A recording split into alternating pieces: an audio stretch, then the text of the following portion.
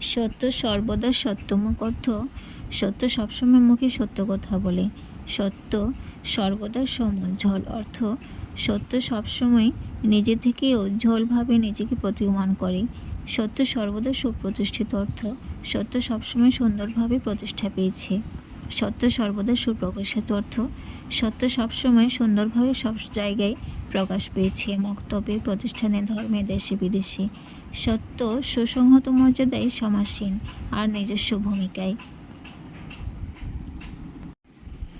আর সেই সত্যটি হলো আল্লাহ এক, অদ্বিতীয়। মুহাম্মদ সাল্লাল্লাহু আলাইহি সাল্লাম তার প্রিয় বান্দা ও রাসূল। আর চূড়ান্তভাবে সত্য হলো জান্নাত জাহান্নাম, যেটি আল্লাহ প্রতিষ্ঠিত করে ফেলেছেন। আল্লাহ সূরা সাজদা 13 নম্বর আয়াতে বলেছেন, আর যদি আমার ইচ্ছা হতো প্রত্যেক ব্যক্তিকে নাজাতের পথ দান করতাম, কিন্তু আমার এই বাণী স্থিরীকৃত হয়ে রয়েছে যে আমি জাহান্নামকে মানুষ ও জিন উভয় দ্বারা পূর্ণ করব। এই কথাতেই প্রতীয়মান হয় জাহান্নাম প্রতিষ্ঠা পেয়ে গেছে।